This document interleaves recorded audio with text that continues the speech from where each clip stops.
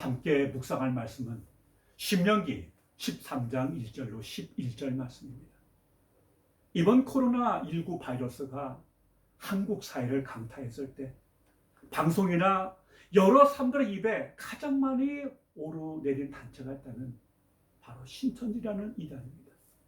새 하늘과 새 땅이라는 아름다운 언어로 포장된 그 이면에 도사린 엄청난 어둠의 역사는 많은 사람들을 경악하게 했습니다. 그들은 왜 정상적인 가정생활과 학교생활, 나아가 사회생활을 거부하는 반사회적인 삶을 고집할까요? 그들은 왜 자신의 신분을 속이고 교회에 들어가 교회를 파괴하는 것을 사명으로 여길까요? 그것이 과연 제대로 된 삶이며 신앙일까요? 아니, 그것을 신앙이라고 말할 수 있습니까? 그럼에도 그들은 오늘도 목숨 걸고 포교를 합니다. 그런데 영혼을 공략하는 그들의 교묘함이나 집요함 또한 상상을 초월합니다. 얼마나 무섭도록 조직적인지 모릅니다. 신명기 13장 전체는 이와 같은 영적인 유혹이 어떻게 한 영혼과 사회를 파고드는지 그리고 파괴시키는지를 보여주면서 그러한 무리들을 결단코 용서하지 말고 과감하게 제거할 것에서 말합니다. 세 가지로 나눠 말하는데 그것은 유혹의 세 경로에 따라 분류한 것입니다. 당시 가나안 땅은 갖가지 우상이 다양한 방법으로 섬겨지던 우상 숭배의 땅이었습니다. 그때 사람들은 한 지역에는 그 지역을 주관하는 신이 있다는 지역신 개념과 더불어서 그들의 신을 섬기면서 동시에 다른 신들도 섬길 수 있다는 다신론적 사고를 가지고 있었습니다. 그렇기 때문에 이스라엘 사람들 역시 가나안에 들어가서는 여호와 하나님과 함께 다른 신들도 섬길 수 있다고 생각할 수 있었습니다. 이는 현대에도 마찬가지입니다. 일본의 경우는 800만 신이 있다고 합니다. 부엌에는 부엌신이 있고 골방에는 골방신이 따로 있습니다. 재미있는 것은 신은 많으면 많을수록 좋다는 것입니다. 어차피 복 받으려고 신을 믿는데 신이 많으면 더 많은 복을 받을 게 아니냐. 그래서 다다익선이라는 것입니다. 여기서 주목할 것은 이스라엘 백성이 절대 여호와 하나님을 버리는 게 아닙니다. 다만 거기에 또 다른 신을 플러스하는 것입니다. 그것의 결과는 무엇입니까?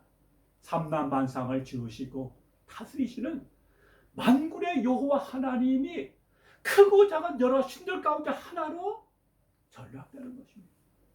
이것만큼 하나님을 더 모욕하는 게 어디 있겠습니까? 13장 전체 구조는 세 부분으로 나눌 수 있는데 첫째는 우상을 숭배하도록 유혹하는 유혹자의 정체를 다룹니다. 둘째는 그러한 유혹이 다가올 때 어떻게 대처해야 하는지를 밝힙니다. 세 번째는 유혹자 및 유혹에 넘어간 성읍에 대한 처벌 규정이 기록되어 있습니다. 의미심장한 것은 유혹이 그 교묘함과 대담함의 강도가 갈수록 더 강해진다는 것입니다. 여기에 비례해서 처벌 또한 더 강화됩니다. 이것이 의미하는 것은 유혹은 처음부터 제거해야 한다는 것입니다. 이제 구체적으로 말씀을 살펴보도록 하겠습니다.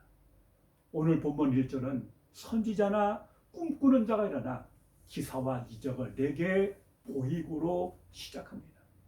선지자란 하나님의 말씀을 받아 전하는 대언자입니다. 문제는 그가 참된 하나님의 선지자냐 이것입니다. 본문은 그것의 진리를 선지자가 일어나서라는 단어로 암시합니다.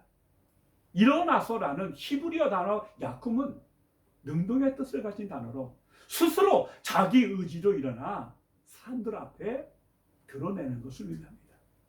그러므로 본문에서 말하는 선지자는 거짓 선지자며 그는 여호와의 입에서 나온 것을 선포하는 자가 아니다.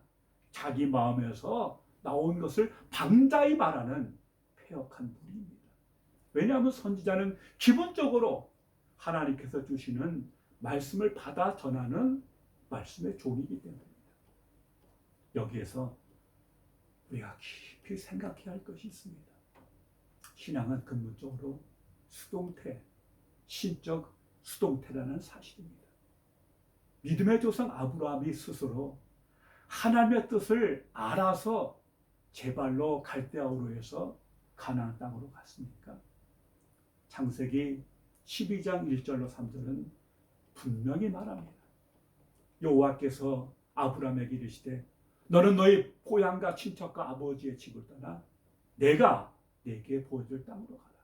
내가 너로 큰 민족을 이루고 내게 복을 주어 내 이름을 창대케 하리니 너는 복이 되리라. 너를 축복하는 자에게는 내가 복을 내리고 너를 저주하는 자는 내가 저주하리니 땅의 모든 족속이 너로 말미암아 복을 얻을 것이라 하신지라. 이 4절을 보십시오. 이에 아브라함이 여호와의 말씀을 따라갔고 롯도 그와 함께 갔으며 아브라함이 하란을 떠날 때 75세였더라. 이 문장에서 주어가 누굽니까? 여기서 내가란 누구를 말합니까? 여호와 하나님이십니다.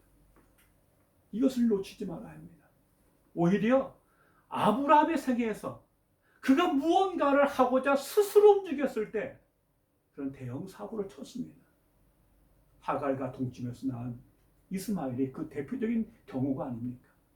그러므로 선지자가 스스로 일어났다는 그 자체가 그를 이미 바른 길에서 탈선한 것입니다. 이어 나오는 꿈꾸는 자들 역시 같습니다. 하나님의 계시의 수단이 아닌 거짓 영의 지배를 받거나 인간 심리의 투영인 꿈을 하나님의 뜻으로 무리하게 해석하려 들기 때문입니다. 오늘 본문에는 저항하기 어려운 또 다른 부류의 유혹자가 등장합니다. 6절입니다. 그것은 가장 가까운 피부치, 가족이나 생명과 같은 친구입니다. 아내나 남편, 자식이나 부모, 가장 가까운, 그래서 정말 거절하기 어려운 사람들이죠. 그들이 은밀하게 하나님 아닌 다른 신을 섬기고자 유혹할 때 어떻게 해야 하는가? 말씀을 단호합니다. 반드시 죽여야 한다. 그리하여 너는 내 가운데서 악을 제거하라 하십니다. 혼미한 세상일수록 기준이 분명해야 합니다. 그렇지 않으면 미혹되고 맙니다. 그러면 신앙의 기준이 뭡니까? 신앙의 기준은 첫째로 하나님의 계시의 말씀입니다. 주의 말씀은 내 발의 등이요 내 길에 빛이 되고 하나님은 곧 말씀이시기 때문입니다. 둘째는 마음을 다하고 뜻을 다하고 정성을 다하여 하나님을 사랑하는 것입니다. 하나님 사랑보다 그 어떤 것도 우선할 수 없습니다. 가족도 예외가 아닙니다. 이는 하나님을 사랑하고 내 영혼이 건강할 때 진정한 가족 사랑과 건강하고 행복한 삶이 가능하기 때문입니다. 그러므로 깨어나야 합니다.